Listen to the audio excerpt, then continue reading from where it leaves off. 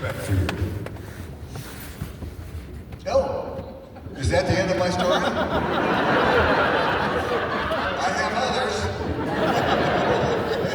Very soon. Dana. So, I want to ask you about season 3 here. I want to ask you how David directed and choreographed the scene where the little boy shoots through the window, the woman's honking her horn, and the girl is vomiting in the car. So, please tell me about the experience of filming that scene and what you recall about how David set the mood and put that together. Okay. It's great with the old double R, which is great to be back there, and prior to the outside part, we get to have the whole scene with Mage and our kid, and that was fun. And then all the actors that were involved in that scene, the lady screaming, the kid with the vomit, and the other cop that was there, and the mother and father and the little kid. We all came and we sat around the table with David, and he drew like sort of a diagram of the corner and the parking lot and where everyone would be standing and where we would move, and everything when the other car goes in and all this stuff happens. And so he drew like a very detailed diagram, which I still have. And so we kind of like just went through it like that. We didn't like go through the acts and stuff really. And then we came back. They lit for a good 6-7 hours probably. No, I'm just kidding. It was a long time, and that looked really cool. He did an amazing job with the outdoor lighting there, and then we did the scene. I was just worried about the cop stuff. I just wanted to make sure that the cop stuff looked, real enough to pass for being a cop. And, I asked my friend who's a policeman, I asked him, when you're not on duty, where do you put your gun, Because we're talking, how many years ago? 8, 9 years ago? That's when we used to wear those tight pants. So I had nowhere to put my gun. So I had to ask him where he puts his gun. And then he told me that they all wear those pants. So I kept it in my back pocket. Because they were stretchy.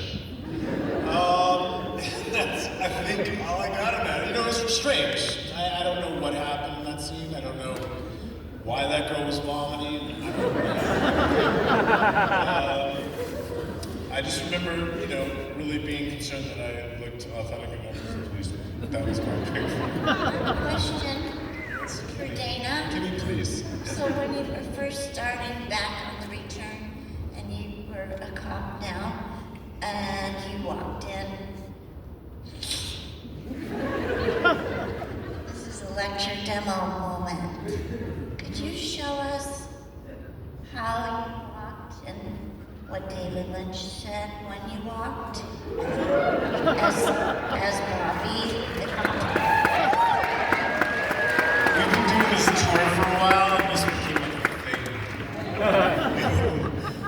On the first day of the new thing, my first scene was in the double R, and I go in and I have dinner with Everett, Biggie, and Peggy's, and they're selling pies or whatever. She was trying to sell pies nationwide, maybe, I don't know, something like that. And I walk into the scene in the first rehearsal, and I kind of was doing the Bobby shuffle and everything like that, and I did the scene, and like how? This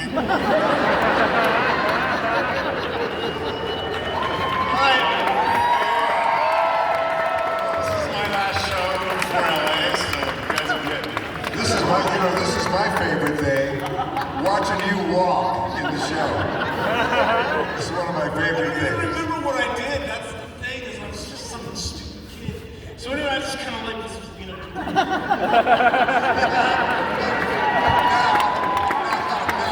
do it backwards.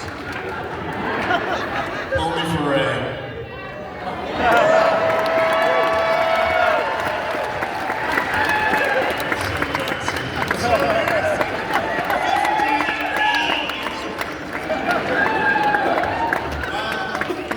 The kicker to the whole thing.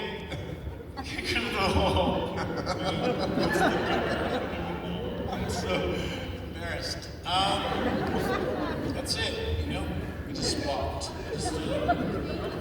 Oh, right. So I do the scene, right? I do the rehearsal, and David comes up to me, and he goes, "I can't believe I'm going to tell you this," and he got the irony, and I swear to God, he said to me, he said, "I'm just when you walk in, not so weird."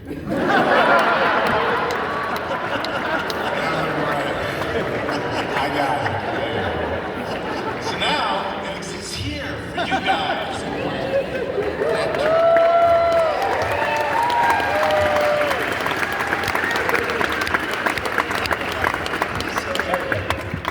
Speaking of the return, I want to ask you about Wally Brando. So, when did you first find out who was going to be playing your son? And let's talk a little bit about filming that scene with Michael Cera. I'm a lot older, so he wasn't in my group that I knew. And so I was at home and I showed it to my niece, and I said, "Oh, this guy's my son." And my niece went, and she just flipped out. So I thought, "Oh, I better learn the lines." And he did that scene in one take. And he was I didn't know if he was nervous or if he was cold, but his body was shivering. It was freezing. Yeah. So he did it, and then David said, "Okay, well, one for insurance," did it, and left. Well, David didn't say one for insurance. Sabrina said. Big ears. Sorry, Sabrina. David Lynch was so excited that he did that perfectly,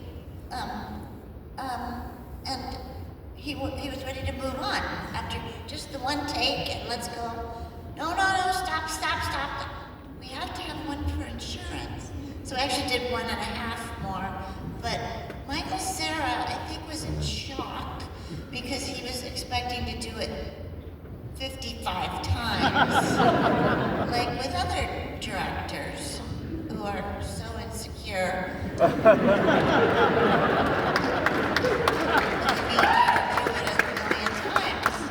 And so Michael Cera did it thinking, well, if I can just get through these lines, I'll be happy, and then maybe later I can act. It all came out so perfectly. It was just a hint of Marlon Brando. Anyway, sorry, I'm just so proud of him. When I got to the third season, when I finally got up there, I got there I think the day after they shot that scene, and I didn't know anything because we only had our portions of the script. I'm sure you've heard. We only had the pages that we were in, so we didn't know anything. And Some people and have Harry, pages. and I saw Harry for the first time, and Harry was talking like Brando, like kind of suits, kind of like an excellent, not a great Brando, not a great Brando. And I didn't understand it, because I was like, why is Harry doing this? I haven't seen him for 30 years. It's weird.